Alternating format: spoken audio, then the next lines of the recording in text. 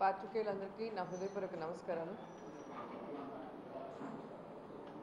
ఈరోజు విశాఖలో జరుగుతున్న ఈ భూ కబ్జాలు అనేవి దేశంలోనే ఎక్కడ ఏ రాష్ట్రంలో జరగనటువంటి ఒక దిగజారుడు రాజకీయాలు, దిగజారుడు కబ్జాలు అనేది మనం స్పష్టంగా అర్థం చేసుకుంటున్నాం.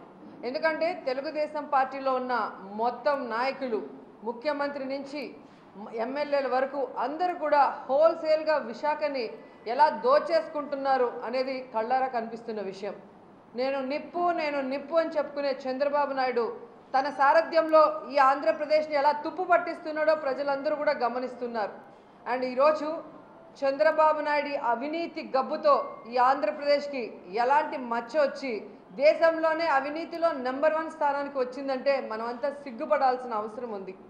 ఈరోజు హుదూద్ లాంటి విపత్తును కూడా తనకు అనుకూలంగా మార్చుకొని అవినీతితో ఏ విధంగా దోచుకున్నాడు. రాత్రుల్లో ఆయన తిరిగి ఏదో సేవ చేశాడన్నట్టు వాళ్ళ ఎమ్మెల్యేలు అసెంబ్లీలో మాట్లాడారు. ఈరోజు ప్రతి ఒక్కరికి అర్థమవుతుంది ఆయన రాత్రిపూట అంతా తిరిగి ఏ విధంగా రికార్డులు గోల్మాల్ చేశాడు అని. 233 గ్రామాల్లో రెవెన్యూ రికార్డులు గల్లంతయ్యాయి అంటే మరి చంద్రబాబు నాయుడు గారి హస్తం దీంట్లో ఏమాత్రం ఉందో అందరికీ కూడా అర్థమైపోయే పరిస్థితి. ఈరోజు చంద్రబాబు నాయుడు, లోకేష్ బాబు, అలాగే గంటా శ్రీనివాస్ గారు, ఎమ్మెల్యేలు అందరూ ఈ భూ కబ్జాలో ఉన్నారని ఈరోజు అయ్యన్న పాత్రుడు గారు చెప్పారు. అలాగే కలెక్టర్ గారు చెప్పారు. మీ మిత్రపక్షం ఎమ్మెల్యే అయిన విష్ణుకుమార్ రాజు గారు చెప్పారు. అయినా కూడా చంద్రబాబు నాయుడు గారు ఎందుకు దీనికి సిబిఐ విచారణ వేయట్లేదని నేను అడుగుతున్నాను. ఈరోజు కాలయాపన చేయటం కోసమే మీరు సిట్ విచారణకి ఆదేశించారనేది అందరికీ అర్థమవుతుంది. ఎందుకంటే ఎవరైతే ఈ భూముల్ని కబ్జా చేశారో వారందరికీ కూడా ఆ తప్పు నుంచి తప్పించుకోవడానికి రాజమార్గమే ఈ సిట్. ఎందుకంటే సిట్ అనేది కూరలు లేని పాము లాంటిది. దీనివల్ల ఎటువంటి ఉపయోగం ఉండదని గతంలో చాలాసార్లు చంద్రబాబు నాయుడు వేసిన సిట్ విచారణలో వెల్లడైంది. మీరు చూస్తే శేషాచలం అడవుల్లో ఎన్కౌంటర్ చేసినప్పుడు సిట్ విచారణ వేశారు. ఏమైంది? ఇంతవరకు ఆ నివేదిక ఎక్కడైనా చూపించారా అని అడుగుతున్నాను. అలాగే ఓటు నోటు కేసులో అడ్డంగా దొరికిపోయి ఫోన్ ట్యాపింగ్ మీద సిట్ విచారణ వేసి కేసీఆర్ని భయపెట్టాలన్న ప్రయత్నం చేశారు. ఇంతవరకు ఆ నివేదిక ఏమైంది, ఏం తేలిందో కూడా ఇంతవరకు చెప్పలేని పరిస్థితి ఉంది. ఇలా ఎన్నో వాటి మీద సిట్ విచారణలు వేసి కూడా ఏ విధమైన నివేదికలు రాలేదు, ఏ విధమైన చర్యలు చేపట్టలేదు. అంతేకాకుండా ఇక పుష్కరాల్లో 30 మంది చనిపోయిన దానికి కారణం ఎవరు అంటూ విచారణకు వేశారే, ఆ విచారణ ఏమైంది? వనజాక్షి విషయంలో చింతమనేని కొట్టాడా లేదా అన్నదానికి ప్రత్యేక బృందాలని వేశారు. ఆ విచారణ కమిటీ ఏ నివేదిక ఇచ్చిందో ఇంతవరకు మీరు చెప్పిన పరిస్థితులు లేరు. ఇలా అన్నిట్లో కూడా విచారణలుగానే నిలిచిపోయాయి తప్ప ఎక్కడా కూడా తప్పు చేసిన వాళ్ళని మరి ఐడెంటిఫై చేసి మరి వారికి శిక్ష వేసిన దాఖలాలు లేవు. కాబట్టే ఈరోజు సిట్ అనేది కూడా కాలయాపనకి మాత్రమే, మీరు తప్పు చేసిన వాళ్ళు తప్పించుకోవడానికి చేసే ప్రయత్నం మాత్రమే అనేది అందరికీ కూడా స్పష్టంగా అర్థమవుతుంది. ఎందుకంటే ఈరోజు ఏ భూములైతే కబ్జా చేశాడో ఆ దొంగ మరి గంటా శ్రీనివాస్ గారే సిబిఐ విచారణ చేయమని చెప్పి ఈరోజు చంద్రబాబు నాయుడు గారికి లెటర్ ఇచ్చారు. మరి ఈరోజు అయ్యన్న పాత్రుడు మాట్లాడారు అన్నారే, మరి అయ్యన్న పాత్రుడు మాట్లాడిన దానికి గంటా ఎందుకు రియాక్ట్ అయ్యి లెటర్ ఇచ్చాడు? అంటే పుచ్చకాయల దొంగ అంటే భుజాలు తడుకోవటం ఇదే అనమాట. సో అయ్యన్న పాత్రుడు వల్ల పార్టీకి నష్టం వచ్చేస్తుంది, పార్టీ ప్రతిష్ట దిగజారిపోతుంది. కానీ బ్యాంకులకి 200 కోట్లు ఎగ్గొడితే ప్రతిష్ట దిగజారదు. అదేవిధంగా తన కాలేజీల్లో ఈరోజు ఎంతోమంది విద్యార్థులు ఆత్మహత్యలు చేసుకుంటుంటే మరి ఆయన ప్రతిష్ట దిగజారదు, ప్రభుత్వ ప్రతిష్ట దిగజారదు. కానీ ఆయన చేసిన తప్పుల్ని ఎత్తి చూపిన అయ్యన్న పాత్రుడు వల్ల ఈరోజు ఆ పార్టీ ప్రతిష్ట దిగజారిపోతుంది అని చెప్పి గంటా గారు చంద్రబాబు నాయుడు గారికి లెటర్ రాశాడు అంటే ఇది కొత్త డ్రామాకి తెరలు లేపటం కాదా అని నేను అడుగుతున్నాను. అంటే గంటా ధైర్యం ఏంటి? ఒకవేళ మనం సిబిఐ విచారణ అడిగినా కూడా చంద్రబాబు నాయుడు వేయడనా, లేదా వేస్తే చంద్రబాబు నాయుడు లోకేష్ లెక్కలు కూడా తేల్చేస్తామని ఆయన ఆలోచనలో ఉన్నాడా అని నేను అడుగుతున్నాను. ఎందుకంటే ఈరోజు ఈ రాష్ట్రంలో ఏకాభిప్రాయం ఉన్న ఒకే ఒక విషయం విశాఖ భూ కబ్జాలు. ఇక్కడ మీడియా మొత్తం ప్రసారం చేస్తుంది అన్ని ఛానల్లో, అక్కడ 1,00,000 ఎకరాల్లో మరి కబ్జా జరిగింది అని చెప్పేసి. అలాగే ప్రతిపక్షాలు చెప్తున్నాయి, మిత్రపక్షమైన బీజేపీ ఎమ్మెల్యేలు చెప్తున్నారు. అలాగే చూస్తే మీ పార్టీలో ఉన్న మీ క్యాబినెట్ మంత్రి అయిన అయ్యన్న పాత్రుడు, మీ కింద పనిచేస్తున్న మరి కలెక్టర్ గారు ప్రవీణ్ కుమార్ గారు కూడా చెప్తున్నారు. అంటే ఈ రాష్ట్రంలో ఏకాభిప్రాయంతో ఇక్కడ జరిగింది తప్పు, దీని మీద సిబిఐ విచారణ కావాలి అన్న తర్వాత కూడా ఎందుకు చంద్రబాబు నాయుడు గారు ఈరోజు స్పందించడం లేదు అంటే ప్రతి ఒక్కరికి కూడా అనుమానాలు వస్తున్నాయి. ఎందుకంటే లోకేష్ గారి ఆస్తులు 5 నెలల్లో 22 రెట్లు పెరిగాయి అంటే ఇదేనా కారణం అని చెప్పి సామాన్య ప్రజలు కూడా ప్రశ్నించే పరిస్థితికి వచ్చారు. ఎందుకంటే మొన్న ఎమ్మెల్సీ వాకాటి గారి విషయంలో మనం చూసాం, అలాగే గంట గారి విషయంలో చూసాం, ఇప్పుడు మరి తెలంగాణలో దీపక్ రెడ్డి గారి విషయంలో కూడా మరి ఏ విధంగా వీరి డబ్బుతో మీరు రాజకీయం చేస్తున్నారు కాబట్టే వారిని ఏమీ అనలేని పరిస్థితిలో, వాళ్ళ మీద చర్యలు చేపట్టలేని పరిస్థితిలో మీరున్నారనేది స్పష్టంగా అర్థమవుతుంది. అందుకే మీరు అడ్డంగా చేసి అడ్డమైన పనులు చేసి అడ్డంగా దొరికిపోయినప్పుడంతా ఈ సిట్ విచారణ వేసి తప్పించుకోవాలని చూస్తున్నారే కానీ నిజంగా మీకు దమ్ము ధైర్యం ఉంటే మీ కొడుకు చెప్పాడు కదా మహానాడులో జగన్ గారిని పబ్లిక్గా విచారణకి రండి అని. విచారణ అవసరం లేదు, ఈరోజు సిబిఐ ఎంక్వైరీ వేయించుకోండి. జగన్ గారి మీద సిబిఐ ఎంక్వైరీ ఉంది కదా, కోర్టుకు వెళ్తున్నారు కదా, ఆయన తప్పు చేశాడా లేదా కోర్టులో నిరూపితం అవుతుంది. అలాగే మీరు తప్పు చేశారా లేదా కోర్టులో మీరు నిరూపించుకున్నప్పుడు ప్రజలు కూడా మిమ్మల్ని హర్షిస్తారు.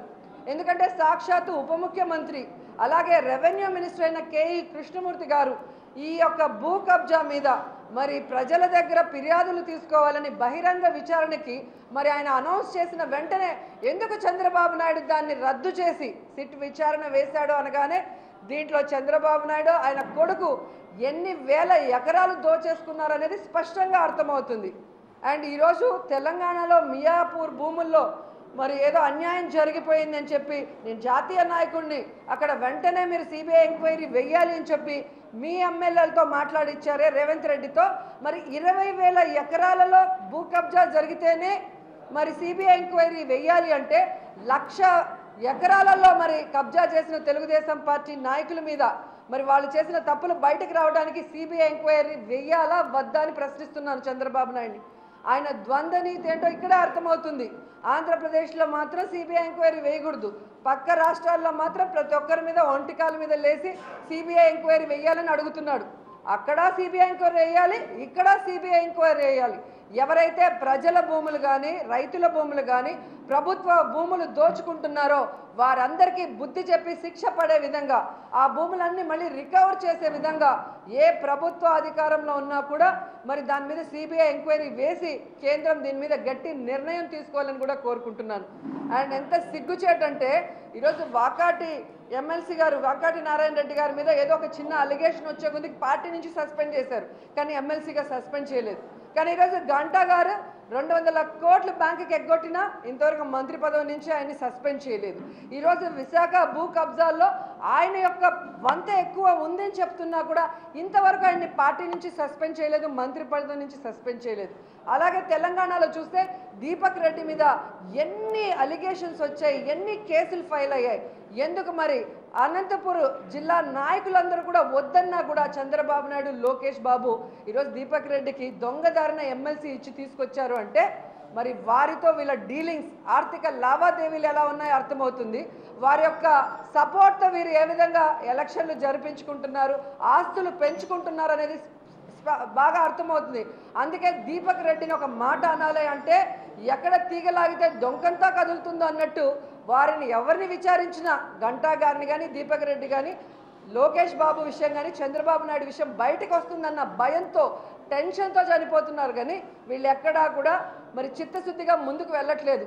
నిజంగా చెప్పాలంటే వైఎస్ఆర్ గారు ముఖ్యమంత్రిగా ఉన్నప్పుడు ఆయన మీద ఎన్నో అలిగేషన్లు వస్తే ఆయన ఏ రోజు భయపడకుండా ప్రతి దాని మీద కూడా అది ఔటర్ రింగ్ రోడ్ విషయం కానీ వోక్స్ వ్యాగన్ విషయం కానీ పరిటాల హత్య విషయంలో కానీ దేని మీద అయినా కూడా సిబిఐ ఎంక్వైరీ వేసిన మొనగాడు, దమ్మున్న మగాడు.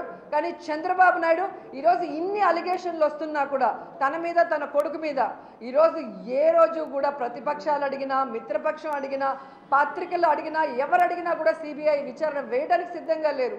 ఎందుకంటే ఆ 3 అక్షరాలంటేనే ఆయనకి టెన్షన్ పుడుతుంది.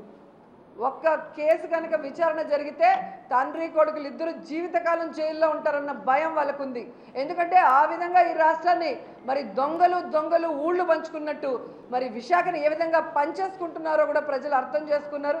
కాబట్టి సిబిఐ ఎంక్వైరీ చేస్తే ఖచ్చితంగా వీరందరి లొసుగులు బయటకు వస్తాయి. మరి రాష్ట్ర ప్రజలకు కానీ ప్రభుత్వ భూములకు కానీ సేఫ్టీ ఉంటుంది. కాబట్టి మీరు తప్పు చేయలేదు అని మీరు అనుకుంటే సిబిఐ విచారణకి రండి, లేకపోతే మేము తప్పు చేశాం, దీంట్లో ఇన్ని వేల ఎకరాలు మేము కొట్టేశామని ప్రజలకైనా తెలియజేయాల్సిన అవసరం ఉంది.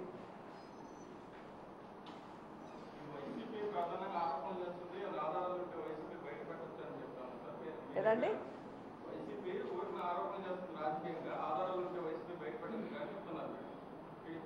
ఈరోజు అధికారంలో ఉండేది మీరు.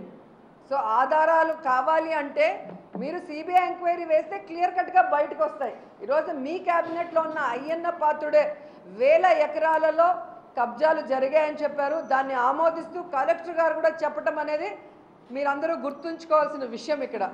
ఎందుకంటే ఈరోజు క్లియర్ కట్గా ఎవరైతే చెప్పాలో వాళ్ళు చెప్పిన తర్వాత దాని మీద ఎంక్వైరీ వేయాలి అని చెప్పి రెవెన్యూ మినిస్టర్ చెప్పిన తర్వాత ఆ బహిరంగ విచారణను ఎందుకు రద్దు చేశారు అంటే మీ తప్పులు తెలిసిపోతాయి. కాబట్టి ఈరోజు ఎంత సిగ్గుచేటంటే ఏదైతే మీరు సిట్ విచారణ వేశారో ఆ విచారణ నివేదిక కూడా మీరు మంత్రివర్గానికి ఇవ్వాలి అంటే దొంగ చేతికి తాళాలు ఇచ్చినట్టే కదా.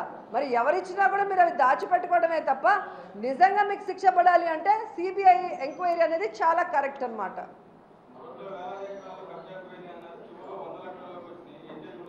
1,00,000 ఎకరాలుగా కబ్జా చేసిన విషయం ఉంది. ఇప్పటికైనా బహిరంగ విచారణ మీరు చేస్తే రైతులు కానీ ప్రజలు కానీ వాళ్ళు ఇచ్చే అభ్యర్థనలు వాళ్ళు ఇచ్చే ఆ యొక్క ఏమంటారు అవి ఎక్కడెక్కడ అయినాయో సర్వే నెంబర్లతో కూడా చెప్పడానికి జనం అంతా కూడా రెడీగా ఉన్నారు. సో వారి అర్జీల్ని మీరు తీసుకుంటే వాళ్ళు చెప్తారు ఎక్కడెక్కడ ఏ నాయకుడు కబ్జా చేశాడు, ఏ ఎమ్మెల్యే చేశాడు, ఏ మంత్రి చేశాడు అనేది మీకు క్లారిటీ వస్తుంది.